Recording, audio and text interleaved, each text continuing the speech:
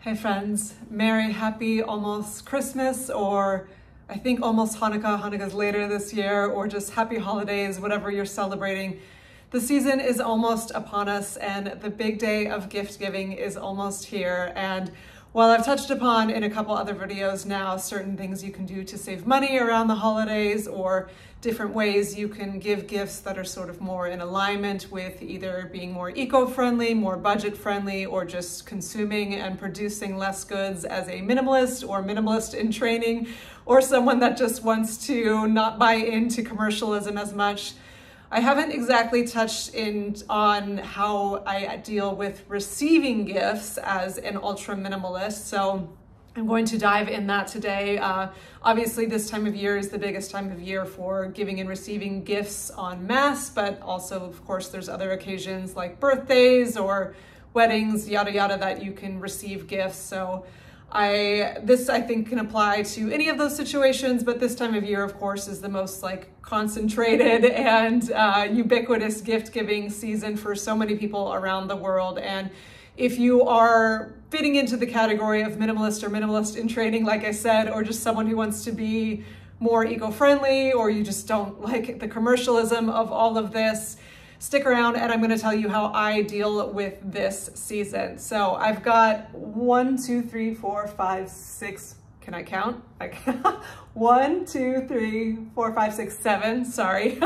7 little tips here of how I approach this. So let's get into it. Number 1, gently but firmly express your intentions and stand in your integrity and your value system. Don't be a jerk. Don't be like, I'm a minimalist, so don't get me anything, and this is my value. You know, be tactful, be nice. Try to set this precedent ahead of the season, because a lot of people buy their gifts early. And if you know that there are certain people that always have sent you things in the past, or you're actually going to be spending the day with them, try to let them know ahead of time so they don't go out and spend money when they maybe couldn't. Or you might have to plant a heavy seed because it's someone that's bought you a gift year after year after year after year. And it is their value system, but that's one thing to respect. If it's now not your value system and you see the fallacies of like, oh my gosh, this is destroying the planet, all this commercial consumerism, and I want to be a minimalist, I want to be free, and I just don't like this buying love, and yeah. Yes, I agree. I fall into that camp. However, it's always important to recognize that just because you have a certain value system doesn't mean that you are inherently right across the board and everyone else should share your value system. I just had a video last week about echo chambers. If you want to check that out, that kind of touches on that. But these, especially when it's friends and family and people you care about, it's important to express your value system so that you can hopefully sort of affect some kind of change in the behavior of how you interact. But do it respectfully, do it tactfully, do it knowing that you're probably not going to change their mind and make them not want to give gifts, because that's just how they grow up, or they're happy doing that and it's their love language, or they're just deeply rooted in tradition.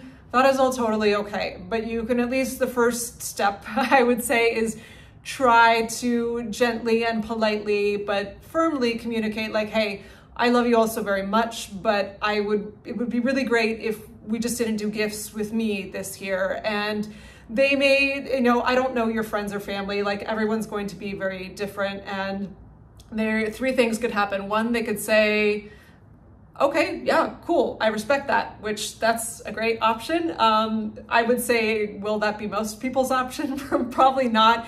It'll either fall into the next category of they say, okay, that's nice, but I love you, I'm still gonna get you a gift anyway, which is how it's been with most of my family, because they're deeply rooted in tradition. And again, there's nothing wrong with that. That's what works for them and makes them happy, but I at least put the effort out there. And then option C, which we hope isn't what doesn't happen, is they might express hurt, and you have to brace yourself that could be an option, which is why it's, again, very important that you approach it respectfully and politely, and meaning no harm with it, and just have a little fun with it, or just say your piece, but know that they may still get you something anyway. And they may say, okay, well, I won't get you something, but now I'm going to be really sad. And in that moment, it's a loving thing to say, no, okay, it's okay. If you want to get me something, get me something. It's be gentle with it, be flexible with it, but at least set your intentions. And if anything, maybe it'll make them scale back and they'll get you a little bit less than they would have, or it could be many outcomes with that, but at least start by planting that seed in a respectful way. And it can hopefully turn into something that's more in alignment with the exchange that you would like to go off of or have happen. Which brings me to point number 2. If they do fall into the camp of, too bad, I'm getting you a gift anyway because I love you. With my family, I'm actually very rarely home for Christmas, and this isn't like a boo-hoo Scrooge type of thing. My family's just spread out all over the country, and for most of my life, I was working in the performance arts industry, the entertainment industry, and then went to working in restaurants. So getting holidays off was just not a thing for me. I performed on Christmas. I would work Christmas Eve. I would work Christmas Day. It's just the careers I chose. But for me, it was never, I think when I was younger, I got sad about it, but it was just not an option. And now it's just like, if it can happen to see them, it's wonderful, but I don't get like heartbroken if it can't happen. So I'm not typically around them that much, but sometimes my sister and I would meet in where my family is in Arizona and do like a post-Christmas thing. And in these years past, as I was coming more strongly into my own values, I did that step 1 of like, hey, I'm coming, but I'm not doing gifts. And it's not because I don't love you or because I'm even broke. It's because I just don't really feel the need to do the gift thing. So please, please, please do not get me anything. And some, like my sister and I've mentioned before, we made an agreement long ago that we don't need to do it. But with like my aunt and my father and his girlfriend and my grandmother, they're like, if you're in our house and Christmas festivities are happening, we're getting you a gift no matter what. And so they do, and that's okay. And I don't feel, some people are really worried about the guilt of, oh my God, well, if someone's getting me something, then I have to get them something. And I understand that, which is, again, why you want to set the precedent ahead of time. So there's warning or whatever, and say it lovingly and say, it's not because I don't love you or whatever. This is just how I feel in my values right now. So hopefully you can respect that. But with my family, and more often than not, I think this will be the case for a lot of people, it's, if you're here, I'm going to get you a gift because that's how I do the holiday. And so that's okay. And that's where dropping really heavy hints of things that you might actually like can go a long way. Back when I was a teacher and students, their parents are always about getting them gifts to be from the student for me, but I was an avid coffee drinker back in the day. I don't drink it anymore, but Starbucks was like my currency. Starbucks was gold for me. I always had one in hand on the pool deck in the morning, and it got me through life, got me through some hard times. But so my students would always get me a plethora of Starbucks cards for Christmas. And some people say, oh, well, but it's generic and whatever. But no, they were paying attention and knew that I really liked it. So that's great. I was happy to receive those gift cards back in the day. Because like I said, coffee was like my currency. And another example is, one year, my father, and this was a few years ago now, my father's girlfriend, really, I'm sure she's the one that picked it out, but she bought me this really beautiful candle, like from a high-end store that she works at. And I've mentioned before, I have very few things in my home, but I always have a nice candle burning. So when I received this, a candle's a consumable. It's something that I use literally every single day, summer, any season, doesn't matter. So I expressed extreme gratitude for it, and that was genuine. And I dropped the heavy hint in that moment of, I am so happy to receive this candle. I love having a beautiful candle in my home. Thank you so much. And, because the girls, they're always paying attention, from my father and his girlfriend who listens well. I now usually almost always receive a candle for a birthday or Christmas. They'll send to me if I'm not home, and that's wonderful. The heavy hint was noted, so I'm happy to receive that gift. So whatever it is, or maybe it's something not a consumable, but something you really actually need, then yeah, drop that hint to the person and they'll be happy to get you something that you actually need. So that is tip number 2. Tip number 3, be gracious no matter what. Don't be an asshole. If you get a gift, and even if you had dropped the hints and said you don't want to do it and you still get a gift and you're still like, I'm not going to use this, like, don't be a jerk in the moment. receive it with gratitude, receive it with graciousness, say thank you, I love you, it's beautiful, whatever. Don't be like overly fake, but even if it's something you can't actually get excited about, like it's not about the object, right? It's about an exchange of love. That's why hopefully this person was giving you this thing. So if it's not something you can use or whatever, just ignore that in the moment and concentrate on the love that was put into giving that to you. Like, it's wonderful you have someone in your life that wants to give you a gift. So appreciate that, feel the gratitude in that. And if you need to deal with the gift at a certain time later when you are in declutter mode or whatever, save that for later. But in the moment, just focus on the actual love behind that thing and be gracious with it. Tip number 4, going off of that, keep an open mind. Because you're in this minimalist zone, and if you tried, steps 1 and 2 and you're still getting this gift and you're like, oh man, I'm really not going to use this. That might be your first gut reaction of, ugh, I don't need another scarf, or ugh, I don't need another glassware or mug, or ugh, I don't need another t-shirt, or ugh, I don't need this decoration, blah, blah, blah. And that could be true, but you could also maybe find a place for it in your life. Like if you're so stuck in your values and so rigid, you can sometimes cut yourself off from certain experiences, and you certainly don't want to do that, especially if it's coming as a gift from someone you love that took the time to pick something out. If chances are maybe they do know you and maybe they saw something that could be great in your life that you didn't see. A very small example of that is this beautiful, oh man, doesn't show up great on camera, kind of see it. This is called white howlet, and it's also known as the snow leopard stone, which is really cool because this was not even a birthday or anything gift. It was from a coworker, my friend Maxine. Hi Max, if you're watching. She said she just felt called to give it to me. And, as an extreme minimalist who has a very small very small jewelry collection, I could have been like, okay, thank you, and accept it graciously, and then taken it home and be like, oh, now I have to declutter this. Like, I didn't want a new bracelet. I didn't need a new bracelet. Like, I have any use for this, blah, blah, blah. I could have gone down that road, but instead I kept an open mind of like, wow, that's so great that she picked this out for me. And then when I went to research the stone and the meaning behind the stone, it's called the snow leopard stone, which I didn't know and she didn't even know, but the snow leopard I feel like is my spirit animal. So I was like, oh wow, that's really cool. And it's designed to bring a lot of calm and peace behind, that's the energy behind it, but it's also for a lot of solitary energy. I'm like, oh wow, this stone that my friend picked out just because she wanted to actually fits me and resonates me so well. And when I put it on, I know stones are kind of woo-woo for some people, and sorry if this is too woo-woo for you, but I'm into woo-woo stuff a little bit. It just felt really good energetically to put it on. And so I kept it and was so happy. I'm so happy to have it. And that came from an open mind and stepping outside of my rigid, well, I wouldn't say my value system is, rigid in that I'm not explaining that the best. Just to have a certain rubric of thought. And I guess, yeah, we can all be it's good to be strong in your integrity and your value system, but I think it is good to have, again, an open mind, like I mentioned in that last video on echo chambers.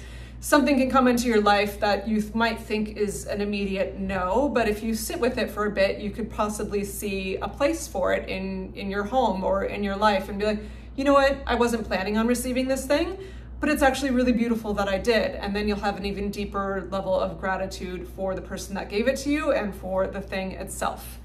Number 5, hang on to it for a while out of respect and kind of due diligence. This is sort of dovetailing off of what I just said, but if it's still in that moment, still kind of this is a no, I really don't see a place for this in my life, whether it's a piece of clothing you're not going to wear or something around your home you really don't think you'll use. Out of respect for the person, when this has happened in my life in the past, I still hold on to it for a while out of respect. Like, it feels to me icky to just declutter something immediately that someone gave to me. Even though like I don't keep things in my home that aren't useful, I don't need to go to the Goodwill the next day. I'll keep it for a bit and just appreciate the love of the person that gave it to me and just hang on to it for a while. What is that? What is it, a month or a week or a year? I don't know. It depends on the item and it depends on you. I don't have a set rule for that. This is just purely off of feeling. I think it depends on the thing, but also that gives you time to give it due diligence of going back to my thing of having an open mind of maybe it's an immediate no tomorrow, but then in a month and a half or 2 months, you're like, oh, you know what, actually, I could really use this thing for this. And actually that's great that I kept this. And now I have this gift from this person that's in use. So hang on to it out of respect, and out of a certain amount of time that passes, you'll know, only you will know. You may still feel like it really doesn't just have a place in your life, which brings me to point number 6. That is when it is time to let it go responsibly. Don't just throw it in the trash unless it's like actually trash, but I doubt anyone gifted you trash. You can either give it to Goodwill, or a better option is to another friend, or even to another family member. Obviously you want to be sensitive to, for me, it's a little different because my family's scattered all over the country and I rarely ever see them. But if it's someone you're interacting with all the time and you say you gave the scarf they gave you to your sister, and then they see your sister wearing the scarf and they're like, hey, wait a minute. I get that you have to be sensitive in those circumstances. So play it by ear, do what feels right on that. And if not, give it to maybe a friend that wouldn't interact with the circle, or vice versa. If it's a friend, then give it to family, yada, yada. But giving, Goodwill or Salvation Army, the homeless, especially if it's like winter gear, like people love to give like scarves and mittens during Christmas time. And if you really don't use it, giving it like directly to someone who is on the streets, that can be really powerful, not just because it keeps them warm, but the exchange of you showing care to a stranger. You never know how much that will lift their heart in that moment. So that is a good option. But then giving to a friend who will really love the item, and then that's, continuing the flow of gift giving and love giving, and say, hey, like, I really won't use this thing, but I know my friend Sally over here, she would love to have it. So just give it to them, and you don't even have to wait for a special occasion. Just brighten their day with a surprise one day. So give it away responsibly when it is time. And at the end of the day, this brings me to point number 7. Release yourself of guilt. Guilt is there's this, oh man, I forget the name of it. It's like a spectrum chart of emotions. If anyone knows what this is in the comments, please let me know. But it's like peace and joy are at the top, and love. And then at the very bottom, shame, I think, is the lowest vibration, but guilt is like right there with it. Guilt and shame kind of go hand in hand. But one of the biggest things that stops people from decluttering and just holding on to things around their home that they feel are suffocating them is guilt. It's very easy to let go of, say, some pair of jeans that you never wore in your closet that are either too big or too small or whatever. But if it's something that someone gave you that you truly love, guilt can wreak havoc on your brain when you try to let it go, because it makes you feel like a terrible person. But just come back to knowing that it doesn't mean you don't love the person if you are letting this thing go. And if you go do the steps I just mentioned, where do your due diligence, giving it time, have an open mind, see if there's someone else that might use it, or you set the precedent. You said you didn't want to do gifts, and you dropped the heavy hints, and this thing is still coming to your life, or maybe it's from years past. Just express your love for the person, and even you can do a little prayer like, thank you so-and-so for giving me this. I really appreciate having you in my life, but I'm going to pass this on into the world to someone who will have a better use for it. And this sounds really cruel in the way that I'm about to say it, but I don't mean it to be cruel. I just don't know another way to articulate it the best. But you didn't ask for this thing, right? You didn't demand this thing. It was their choice to give it to you, and once it's yours to sort of do with as you please. And again, I don't mean that in a cruel way. This is why I say hang on to things for a while out of respect. But at the end of the day, it's not your obligation to hold on to it. At least I don't think so. Maybe some people will agree, and that's okay. This is why there's no like set rubric for this, because it's based on your own emotions and what feels right to you. But for me personally, the love of your person is not in a thing, and you don't have to, you can still appreciate the fact that they gave you the gift, appreciate the act of love. That's what matters much more than the actual material thing itself, because love is not in things. Love is an exchange between human beings. So if it feels right to let it go, release yourself of that guilt, just send all your love to that person. And if it comes to a conversation where they say like, hey, where's this thing I gave you? Always be honest, don't make up a lie.